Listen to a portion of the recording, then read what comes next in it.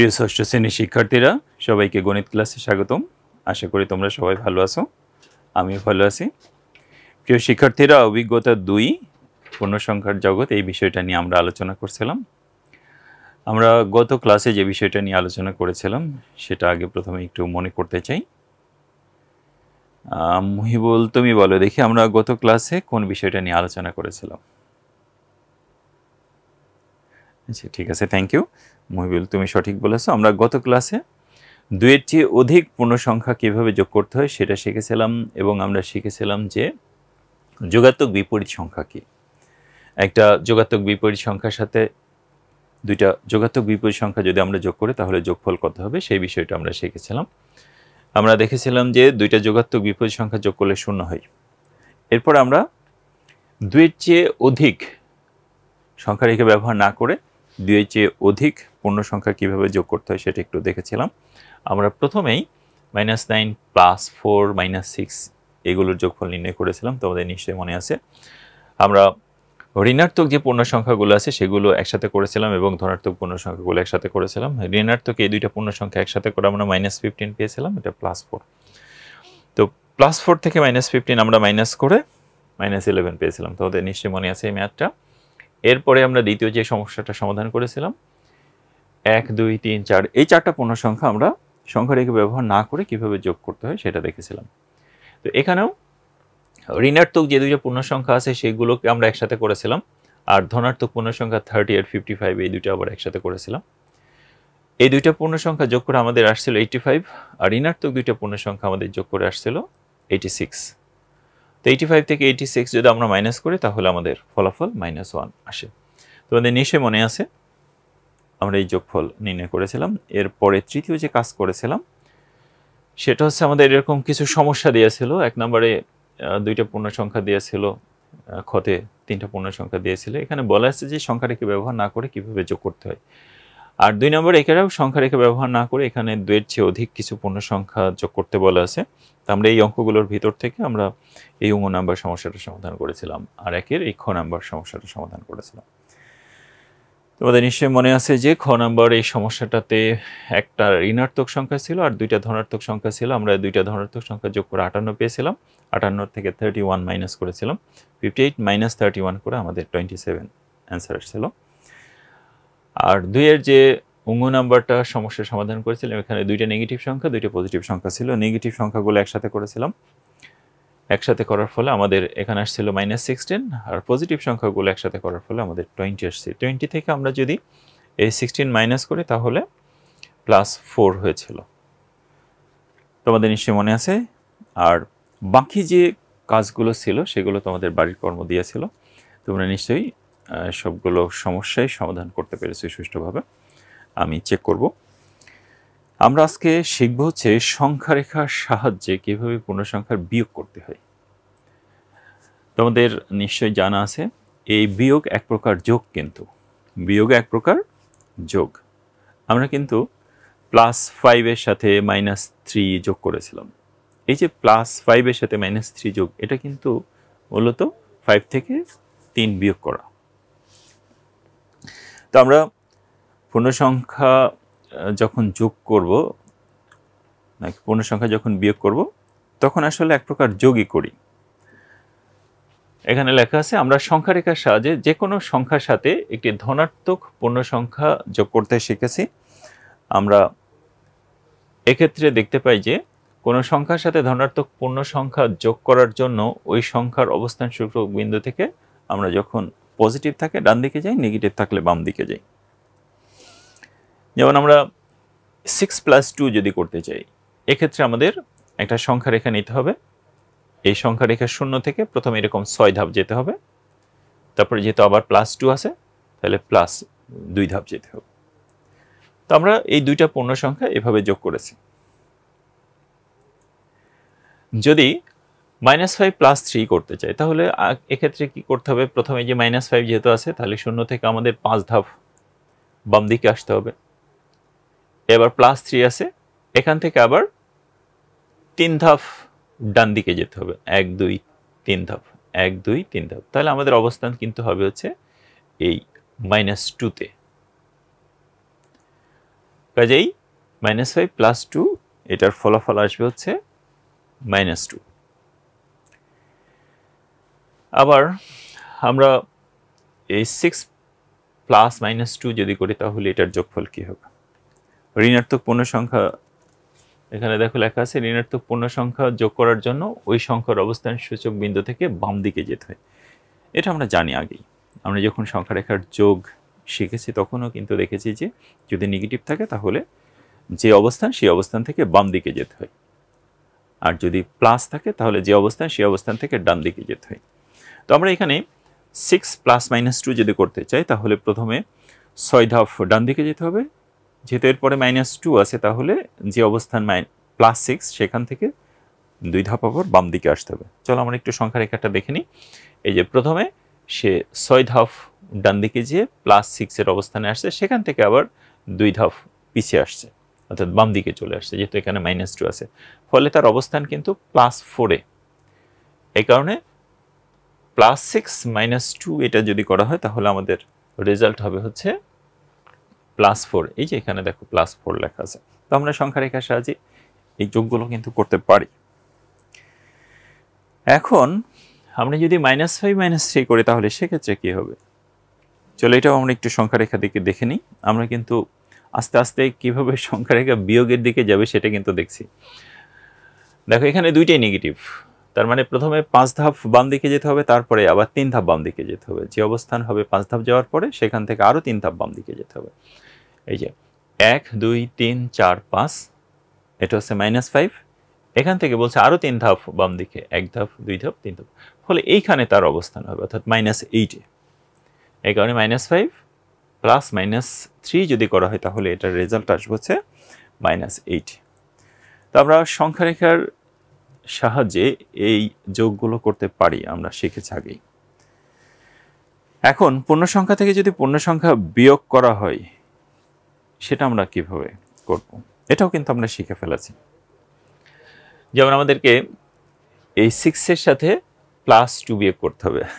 আসলে 6 এর সাথে +2 বিয়োগ করার মানে হচ্ছে এই 6 থেকে এই 2 বিয়োগ করা, +2 বিয়োগ করা।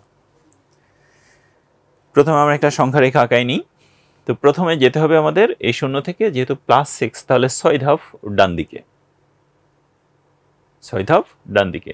যেহেতু 2 বিয়োগ করতে বলা আছে তার মানে 2 ঘর বাম দিকে যেতে বলেছে, তাহলে 2 ঘর বাম দিকে আসলে আমাদের অবস্থান হবে হচ্ছে +4 এ। কাজে 6 - +2 এর আমাদের ফলাফল আসবে হচ্ছে +4। আচ্ছা, সংখ্যা রেখা ব্যবহার করে পূর্ণ সংখ্যা 6 থেকে 2 বিয়োগ করার জন্য 6 বিন্দু থেকে বাম দিকে প্রথমে 2 ধাপ অতিক্রম করি। বাম দিকে 2 ধাপ অতিক্রম করলে কিন্তু 4 বিন্দুতে পৌঁছাবে। তাহলে প্রথমে গিয়েছে কিন্তু 6 ধাপ, এই 6 ধাপ যাওয়ার পরে বাম দিকে 2 ধাপ আসতে হবে, আসলে আমাদের এই 4 বিন্দু পাওয়া যাবে। কাজে আমাদের এই যোগফল আসবে হচ্ছে +4। সুতরাং আমরা পাই 6 - +2 = 6 - 2 = 4। তার মানে পূর্ণ সংখ্যা ঠিক যেভাবে যোগ করেছে আমাদের পূর্ণ সংখ্যার বিয়োগটা অনেকটা একই রকম, তবে কিছু ক্ষেত্রে আমাদের একটু ঝামেলায় পড়তে হবে। যেমন আমাদের এখানে যে সমস্যাটা দিয়ে আছে, আমরা 6 থেকে যদি -2 বিয়োগ করি তাহলে সেক্ষেত্রে কি হবে, এটা একটা ঝামেলা। চলো দেখি এটা আমরা কিভাবে করতে হয় সেটা একটু দেখে নিই। তো প্রথমে আমরা 6 - 2 নির্ণয় করার জন্য আমরা 6 বিন্দু থেকে 2 ধাপ বাম দিকে যাব নাকি ডান দিকে যাব এটা আমরা জানি না। এই যে 6 এর বিন্দু থেকে আমরা এই যে 2 ঘর বাম দিকে যাব নাকি ডান দিকে যাব, এটা নিয়ে কিন্তু একটা ঝামেলা তৈরি হতে পারে, কারণ এখানে 2টা মাইনাস দিয়েছে, -2। আচ্ছা, যদি আমরা 2 ধাপ বাম দিকে যাই তবে 4 বিন্দুতে পৌঁছাবো, যদি বাম দিকে যাই তাহলে 4 বিন্দুতে পৌঁছাবো। এই যে আমরা প্রথমে 6 ঘর, এখানে যদি আমি বাম দিকে যাই এখান থেকে এই ঘরে পৌঁছাবো 4-এ, কিন্তু যদি ডান দিকে যাই তাহলে +8 এর ঘরে পৌঁছাবো। তাহলে এই 4 আর 8 এই দুইটা কি কখনো সমান? এই দুইটা কিন্তু সমান নয়। তাহলে এখন কোন দিকে যাব এই বিষয়টা নিয়ে কিন্তু অবশ্যই আমাদের একটু চিন্তা করতে হবে। যদি 4 বিন্দুতে পৌঁছাই, কিন্তু এটা সঠিক নয়, কারণ আমরা জানি যে এই 6 - 2 4, আর এই 6 মাইনাস মাইনাস 2 এটা কিন্তু 6 মাইনাস 2 নয়, এটা কিন্তু সমান হবে না, ইজ নট ইকুয়াল। যদি 0 থেকে 2 ঘর বামে যাওয়া যায় তবে -2 হয়, তবে 0 থেকে -2 ঘর বামে যাওয়ার অর্থ হচ্ছে 0 থেকে 2 ঘর ডানে যাওয়া, তাই -6 -2 এই দুইটা মিলে +8 হয়ে যাবে। আমরা একটু বোঝার চেষ্টা করি, সেটা হচ্ছে মাইনাসের কাজ কি আসলে। মাইনাসের কাজ কিন্তু সোজা 180 ডিগ্রি কোণে ঘুরিয়ে দেওয়া। যেমন আমাদের এখানে 2 আছে, যদি বলি -2 তাহলে কিন্তু ওইখানে না, এই জায়গায় আছে। দেখো 2 এখানে, -2 এখানে, 180 ডিগ্রি কোণে ঘুরিয়ে দিয়েছে। এখান থেকে এটুকু হচ্ছে 180 ডিগ্রি কোণে ঘুরিয়ে দিয়েছে। এখানে 3, -3 কিন্তু এখানে 180 ডিগ্রি ঘুরিয়ে দিয়েছে। ঠিক একইভাবে -3 এখানে, +3 কিন্তু 180 ডিগ্রি উল্টা দিকে। তো মাইনাসের কাজ হচ্ছে 180 ডিগ্রি কোণে ঘুরিয়ে দেওয়া। যেমন আমি সোজা এদিকে দাঁড়িয়ে আছি, আমি যদি এদিকে পজিটিভ ধরি, যদি বলে সিদ্দিক আলী -8, তাহলে কিন্তু আমি এদিক বরাবর থাকতে পারবো না, আমরা সোজা ঘুরে এদিকে হয়ে যাব, 180 ডিগ্রি কোণে ঘুরে যাব।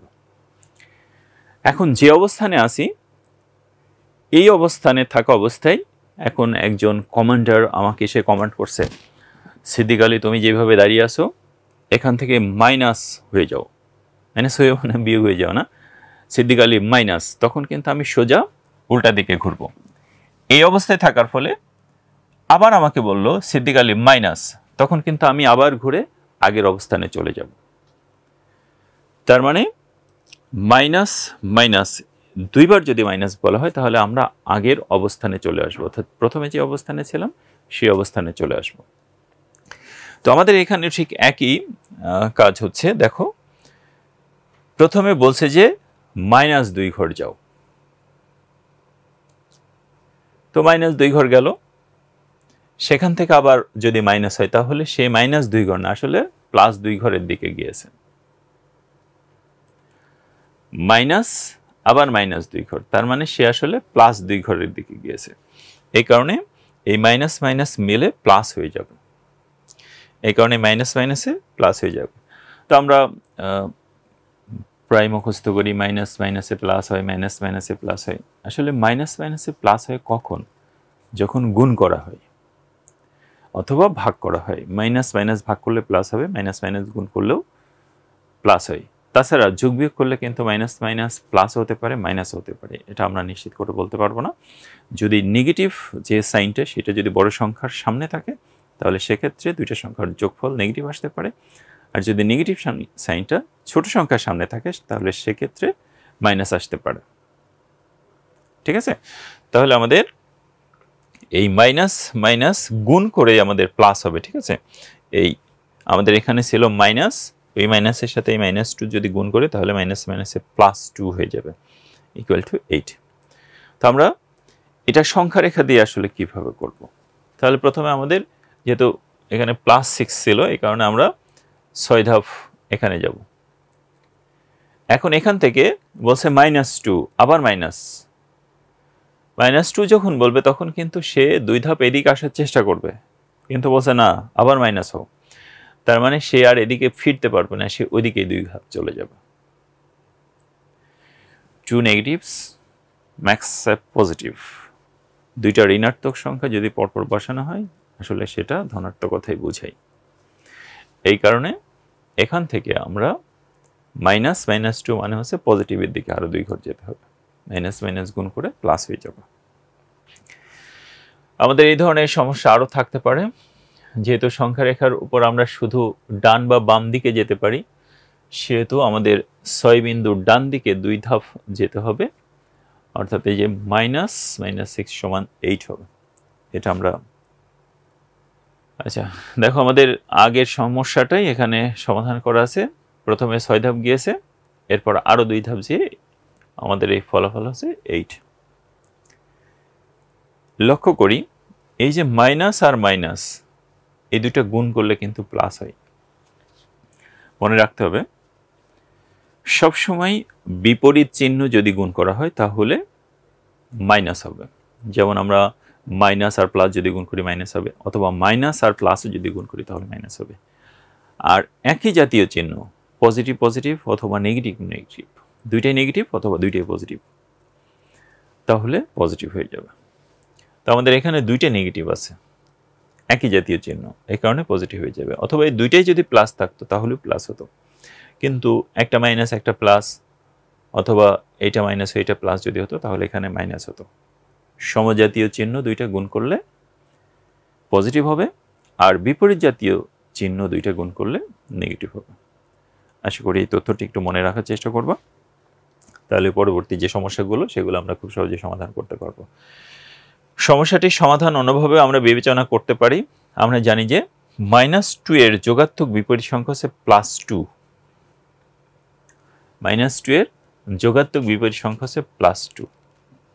সেই জন্য +6 এর সাথে -2 এর যোগাত্মক বিপরীত সংখ্যা যোগ করলে, অর্থাৎ যোগাত্মক বিপরীত সংখ্যা এই যে 6 -2 এর যোগাত্মক বিপরীত সংখ্যা যোগ, তার মানে +8 হয়ে যাবে, এটা প্লাস হয়ে যাবে। -2, সেই জন্য +6 এর সাথে -2 এর যোগাত্মক বিপরীত সংখ্যার যোগফল যা পাওয়া যায় তা হচ্ছে 6, এটা -2 এর যোগাত্মক বিপরীত সংখ্যা মানে +2, তার মানে 6 + 2 হয়ে যাবে। তখন 6 আর 2 তখন যোগ করলে আমাদের মান 8 এসে যাবে। আমরা এখানে একটা তথ্য একটু দেখে নিই। বলা আছে যে একটি সংখ্যা থেকে অপর একটি সংখ্যা বিয়োগ করার অর্থ হলো প্রথম সংখ্যার সাথে দ্বিতীয় সংখ্যার যোগাত্মক বিপরীত সংখ্যা যোগ করা। খুবই একটা গুরুত্বপূর্ণ তথ্য। এখানে বলা আছে যে একটি সংখ্যা থেকে আরেকটি সংখ্যা বিয়োগ, এটার অর্থ আসলে কি বোঝায়? আমরা এই যে 7 থেকে মনে করো 5 বিয়োগ করলাম, 7 থেকে 5 বিয়োগ, 5 বিয়োগ, তো 5 বিয়োগ মানে হচ্ছে এই 5 এর যোগাত্মক বিপরীত সংখ্যা যোগ করা, যোগাত্মক বিপরীত সংখ্যা যোগ করা। একটি সংখ্যা থেকে অপর একটি সংখ্যা বিয়োগের অর্থ হলো প্রথম সংখ্যার সাথে দ্বিতীয় সংখ্যার যোগাত্মক বিপরীত সংখ্যা যোগ করা। হ্যাঁ, আমি যা বলছিলাম সেটা হচ্ছে আমরা 7 থেকে যদি 5 বিয়োগ করতে চাই, এটার মানে হচ্ছে 7 যোগ 5 এর যোগাত্মক বিপরীত সংখ্যার যোগ। এক্ষেত্রে 7 বিয়োগ 5 মানে 2 হতে পারে। সুতরাং আমরা লিখতে পারি এই যে 6 বিয়োগ -2। এখন বলা আছে যে এই 6 থেকে এটা বিয়োগ, -2 বিয়োগ, -2 বিয়োগ মানে কি? -2 এর যোগাত্মক বিপরীত সংখ্যা যোগ, -2 এর যোগাত্মক বিপরীত সংখ্যা যোগ, বিয়োগ নয় কিন্তু। কাজে 6 -2 এর যোগাত্মক বিপরীত সংখ্যা হচ্ছে +2, এটা যোগ করতে হবে, অর্থাৎ 6 যোগ 2 সমান 8 হবে। এক্ষেত্রে আমাদের এই কথাটি একটু ভালো করে মনে রাখতে হবে। একটি সংখ্যা থেকে আরেকটি সংখ্যা বিয়োগ করার অর্থ হচ্ছে প্রথম সংখ্যা থেকে দ্বিতীয় সংখ্যার যোগাত্মক বিপরীত সংখ্যা যোগ, যোগাত্মক বিপরীত সংখ্যা যোগ করলে আমরা আসলে বিয়োগ পাই। উপরের উদাহরণ থেকে এটি স্পষ্ট যে যখন কোনো সংখ্যা থেকে একটি ঋণাত্মক পূর্ণ সংখ্যা বিয়োগ করা হয় তখন ওই সংখ্যা থেকে বড় কোনো সংখ্যা পাওয়া যায়। একটি সংখ্যা থেকে ঋণাত্মক সংখ্যা যখন বিয়োগ করা হয় তখন ওই সংখ্যা থেকে বড় সংখ্যা পাওয়া যাবে। যেমন আমরা এই উদাহরণটাতেই 6 থেকে 2 বিয়োগ করেছি, ফলে 6 থেকে বড় সংখ্যা কিন্তু 8 পেয়েছে। এবার সংখ্যা রেখা ব্যবহার করে আমরা এই সংখ্যা দুইটা একটু যোগফল নির্ণয় করতে চাই। তো প্রথমে আমাদের 5 ধাপ যেতে হবে। প্রথমে 5 ধাপ যেতে হবে। 5 ধাপ কোন দিকে যেতে হবে? যেহেতু মাইনাস, এই কারণে 5 ধাপ বাম দিকে যেতে হবে। 1 2 3 4 5, এই -5 এর এই জায়গাটাতে আসতে হবে। এটার সাথে আমাদের মাইনাস করতে হবে হচ্ছে +4। তোমাদের নিশ্চয়ই মনে আছে বিয়োগ মানে হচ্ছে এটার ঋণাত্মক বিপরীত সংখ্যা যোগ, এটার ঋণাত্মক বিপরীত সংখ্যা হচ্ছে -4, তাহলে -4 করতে হবে, এই কারণে -9 এ চলে আসবে। তো আমরা -5 এর সাথে -4 যদি যোগ করি তাহলে আমাদের এই -9 আসবে। তাহলে আমরা পাই -5 -5 মাইনাস মাইনাস 4 যদি হয় তাহলে এটা -9 হবে। আমাদের এখানে সাইন দিয়ে ভুল হয়েছে, এখানে -9 হবে, এখানে একটা মাইনাস হবে। আমি একটু লিখে দিই, এখানে মাইনাস হবে, এখানে একটা মাইনাস হবে। তো আশা করি তোমাদের আর কোনো সমস্যা থাকার কথা না। আমরা আরো একটা সংখ্যা একটু যোগ করতে চাই। এখানে -5 -4 এটার মান কত হবে সেটা নির্ণয় করতে চাই।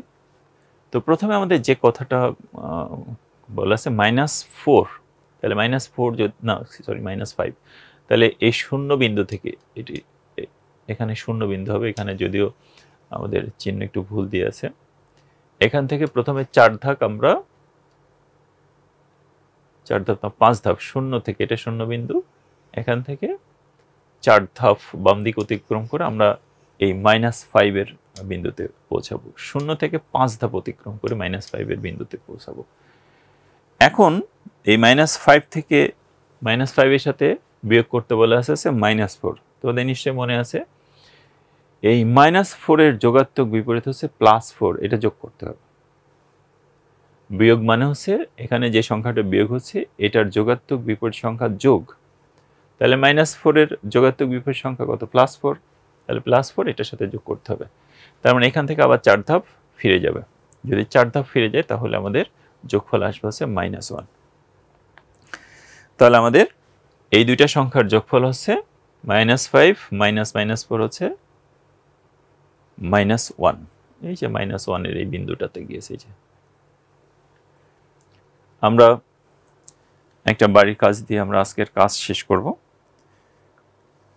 খুবই গুরুত্বপূর্ণ একটি বাড়ির কাজ। তোমরা এখানে একটা সংখ্যা রেখা দেখতে পাচ্ছ, যে এই সংখ্যা রেখায় মাঠের কেন্দ্রবিন্দু এই জায়গাটাতে ফারিহা আছে হচ্ছে -5 এর বিন্দুতে, এটা বাম দিকে ঋণাত্মক সংখ্যা, ডান দিকে ধনাত্মক সংখ্যা, আর রাইসা আছে হচ্ছে +6 এ। তোমরা নিশ্চয়ই অবস্থানগুলো দেখতে পাচ্ছ। এই অবস্থান থেকে তোমাকে এই প্রশ্নগুলোর উত্তর দিতে হবে। ষষ্ঠ শ্রেণীর শিক্ষার্থী রাইসা ও ফারিহা তাদের শিক্ষা প্রতিষ্ঠানের মাঠের কেন্দ্রবিন্দু অর্থাৎ শূন্যবিন্দু, যেটাই এখানে শূন্যবিন্দু থেকে ডান দিকে 6 ধাপ এবং বাম দিকে 5 ধাপ অতিক্রম করে যথাক্রমে এ ও বি বিন্দুতে, এটা হচ্ছে এ বিন্দু 6 ধাপ ডান দিকে আর 5 ধাপ বাম দিকে আছে ফারিহা আছে বি বিন্দুতে। আচ্ছা, ডান দিকে ধনাত্মক বিবেচনা করা হয়েছে আর বাম দিকে ঋণাত্মক বিবেচনা করা হয়েছে। এখান থেকে প্রশ্ন রয়েছে এ ও বি এর অবস্থান সূচক সংখ্যাগুলো চিহ্ন সহকারে লিখতে হবে। তোমরা নিশ্চয়ই পেরে যাবে। এটা -5, এটা লিখতে হবে +6 চিহ্ন সহকারে। রাইসা ও ফারিহার অবস্থান সংখ্যা রেখার সাহায্যে দেখাও। ইতিমধ্যে দেখানো আছেই, এটা সংখ্যা রেখায় দেখাতে হবে। রাইসা ও ফারিহা আরো এক ধাপ করে অগ্রসর হলে তাদের অবস্থান সূচক সংখ্যা রেখা ব্যবহার করে যোগ করতে হবে। যদি এক ধাপ এদিকে আসে তাহলে -6, সে এক ধাপ যদি এদিকে যায় তাহলে +7 এ যাবে। এখন এই -6 এবং +7 এই দুইটা সংখ্যা রেখা ব্যবহার করে যোগ করতে হবে। তোমরা নিশ্চয়ই এই সমস্যাটা সমাধান করতে পারবা। এই সমস্যাটা সমাধান করে আমাকে পরবর্তী সেশনে তোমাদের দেখাতে হবে। তোমরা আশা করি এই সংখ্যা দুইটা খুব সহজে যোগ করতে পারবা। আমরা আজকে সংখ্যা রেখার সাহায্যে যে বিয়োগগুলো শিখলাম সেগুলো নিশ্চয়ই তোমরা প্র্যাকটিস করতে পারবা। আমরা পরবর্তী সেশনে অনুশীলনের অঙ্ক শুরু করব। অনুশীলনীতে কিছু সমস্যা দিয়ে আছে, সেই সমস্যাগুলো সমাধান করব। ততদিন তোমরা ভালো থেকো, সুস্থ থেকো। আল্লাহ হাফেজ।